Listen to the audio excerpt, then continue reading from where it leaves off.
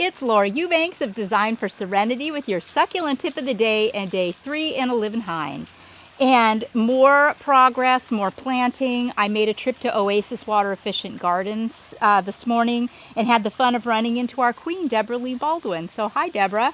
Right now, Cullen is working out our Netafim drip irrigation, which is time consuming to say the least when we plant a garden this thick. When we're doing tapestry work, to get water to all of these plants requires a degree in engineering for sure. But we also want to make sure after we run the drip line, before we bury it, we test the lines to make sure everything is working efficiently. And then we have to bury it and trench about 1.5 inches deep so that we can cover with rock and no plastic shows. And we're just doing a simple loop. Yes, and we're just doing a simple loop around these plants. You have to think about your zone, your exposures, and your microclimates when you're doing irrigation. Here in Olivenhain, we are up on a hill. There's a lot of coastal influence here. And in the cooler months, it doesn't get hot out here at all. There's also a lot of morning dew. So we aren't too terribly concerned about getting water to each and every plant. Just a general loop should be sufficient to keep everybody happy. Check this out. I don't think they saw that yesterday. Who did this bed, Terry? Terry from Out of the Box Planners did this one. Look at the staging of those 3 boulders. And then it's just stunning. I just love that. See, we worked with the Chef Lyra. I'm going to leave some of the roots of this plant exposed. Then we also have, our installation over here on the other side of the Chef Lyra. And I think that this plant, it just really set it off beautifully. I'm really, really happy with the way that turned out. Here is still to be determined. This is tough too, because of all of the thatchy roots under this palm tree. It's going to be tough, but wait till you guys see what Terry did up under the queen palm that I was talking about yesterday. Here, talk about work in progress. We've got Kevin, Mel, and Terry working up in this bed. They've got the boulder stage. They worked in some soil to make digging just a little bit easier. And now they are just working with the plants. And of course, Kevin just took an aloe cameronii and cut its head off.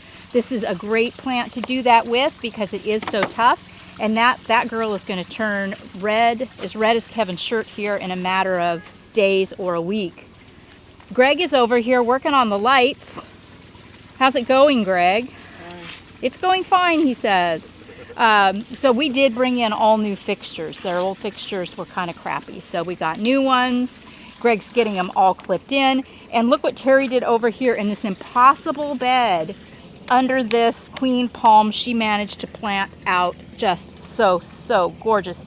The millii are still above ground. Those will get sunk as soon as Greg is out of the way over there. So yes, tremendous amount of progress. We'll check in with you later. All right, so we are about to wrap up day 3 of our 4-day project. You can start to see it's taking shape. We have burned through so many plants, and we're doing some sweeping and some blowing and some tidying. These clients have a lot of furniture to stage, beautiful furniture. So Saturday, we're going to plant up these 3 big ceramic pots. But I wanted to wait till the furniture got staged before we decided where to put the plants. So for those pots will be the Myrtillo cactus crest, the Rubra violacei, and the Euphorbia trigona. And the rest of the little plants you see will still be worked in. Look at how Mel and Kevin and Terry are doing over there. Wow, wow, wow. Yeah, and that was a really thatchy bed, so we had to do some elevating, which means we will need to bring rubble in on Saturday to shore up some places that might be a little bit steep. Oh yeah, these lights are whack. Hey, I don't make up the name. WAC, whack lighting. Aren't they so pretty? So Greg has been, these are very, very nice. We got these at KRC. First time we've used them. They were very highly rated and very nice alloy. Should be just beautiful, beautiful uplighting all around. So yeah, you know, on Saturday you'll have to tune in to see what we end up doing around the Chef Lyra, which I believe this is actually, you know, remember back in the day when your mom and grandma had this little tree in a pot in the house? I think that's what this is. But I just, you know, I love the base and I love the roots. So I want to try to work with the rock top dressing in such a way that we can celebrate some of the root system on this plant. They also bought a beautiful table that we're going to stage for them. It's been polished on the top. It's a piece of onyx, honey onyx. So this will be staged as well. It's going to be super duper pretty. Man, oh man, I could just stand here and gaze for hours. That view that they have up here is so great too. You brought a barrel cactus? Oh yeah, and I brought a... Did we not talk about that? No. Yeah, I brought a barrel cactus, dug it out of my front yard. Here she blows. Just a beaut.